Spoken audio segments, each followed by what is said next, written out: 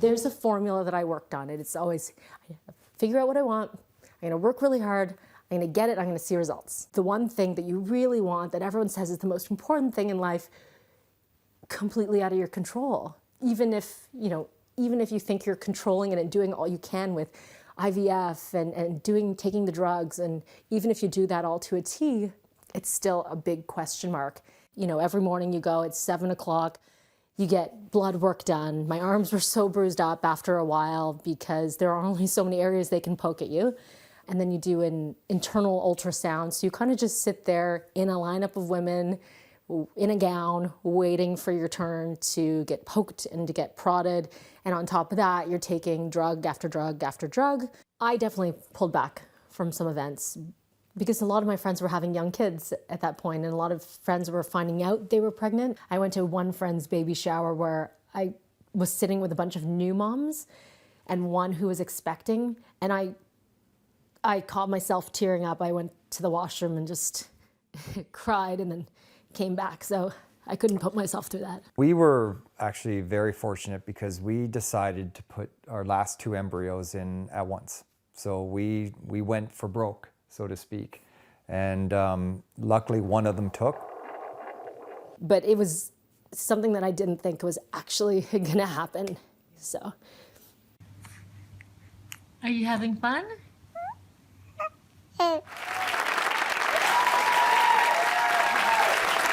there he is, the product of so much blood, sweat, tears, the trying. That is Josh. Melanie Ng is with us in audience right now. Give her a lot of love. And Dr. Marjorie Dixon joins us as well.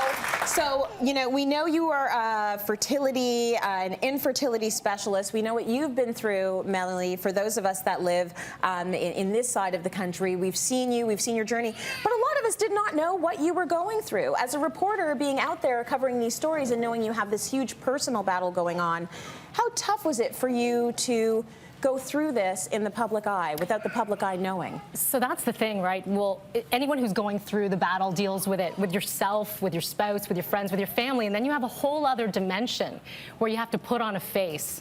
And I remember hearing results, no, you're not pregnant, no, you're not pregnant, minutes before going on air. And so you wipe away the tears, and I'm getting emotional now, and you get back on air, you smile, you see the red light, and you keep going. So it was difficult, and watching back that tape, I cry watching it because the feelings are still raw, they're still very fresh.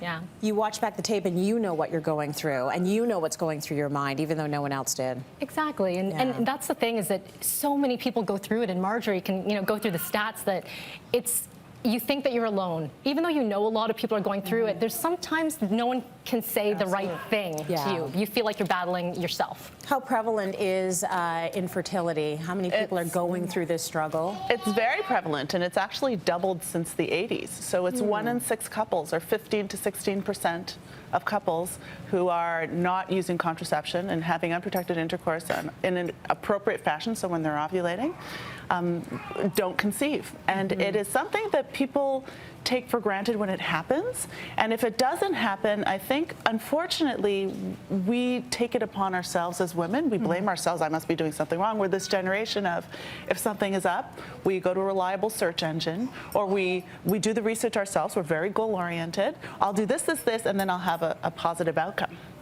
And that's not what fertility is. And it's so disarming for people to not be in control. And even when you go see a physician, with all of the fancy that we can do, there are limitations. There's only so many answers you can give. There are only so many answers that we can give. And it's tough on the patients. It's tough on their couple. It's tough on their family. It's tough on every interaction that they have. So it's not just the interactions that they have as a couple, but they walk down the street, you see a baby carriage, and you hear in groups, I'm happy for them, but I'm not really. That's exactly it. And Trace, I would avoid going to baby showers.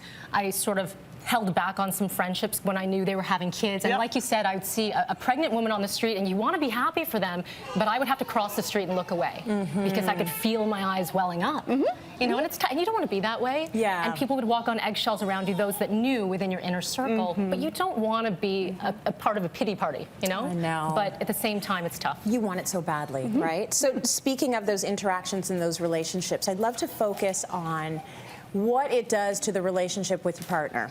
So you're with your partner, you're going through this thing which you just thought you were just going to have kids and it was going to be no big deal. Year 1 passes, year 2 passes, year 3 passes.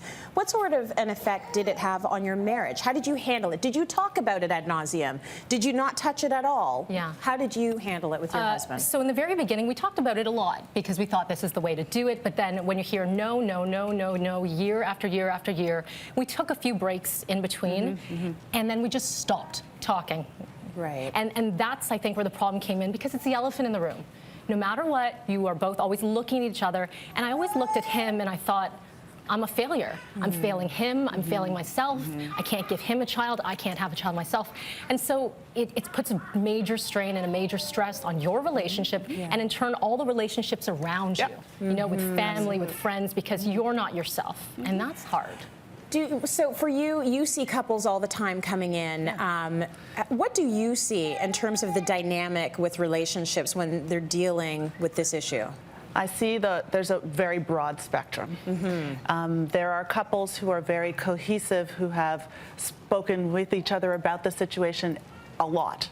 And they are able to communicate both to me as their physician what their expectation, what they're anticipating, and they're very much on the same page. But by the same token, and this is everybody, I see single women, I see couples, I see heterosexual couples, I see gay and lesbian couples. It's always similar in as much as, are you coming with both understanding where you want to go? Do you want to do everything that you can do to get pregnant?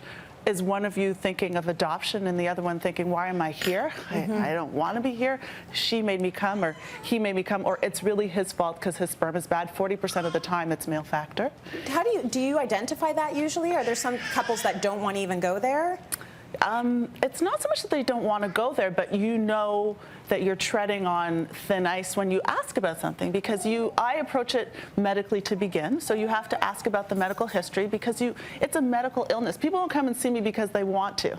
They come and see me because they have to.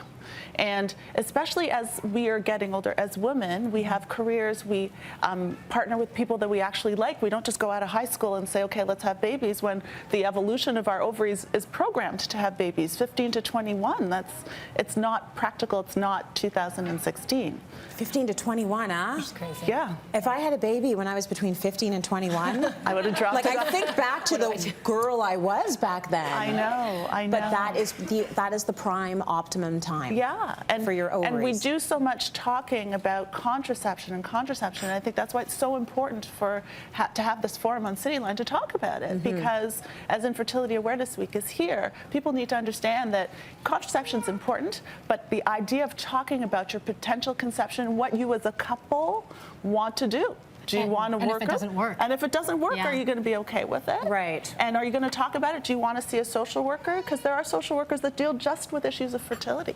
Okay. And do you want to set limits for your family? Like, what are you going to say when someone says, are you trying? Because that triggers things. And really, people should never say that, just saying. First of all, how many people say that all the time? I know.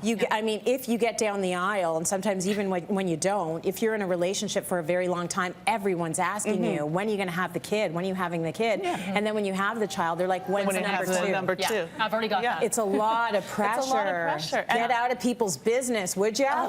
Leave them alone. Leave them alone. But sometimes people say to me, we have an answer. So if someone says, so are you trying? You say, well, actually, it's none of your business. And sometimes people feel empowered to do that. And really, you have to decide as a couple what you feel comfortable saying. I mean, I said, we've been working on it. Right. We've been working on it. And that was kind of our go-to answer, which we smiled a bit, but at the same time, no, we were working on it. You were working on it. You were working on it hardcore. Oh my gosh, I'm so happy Josh is in the world now. This is so incredible. And all the advances that have come out of doctors like Dr. Marjorie Dixon that are making fertility possible for families who never thought they could go there. I mean, it's an amazing thing.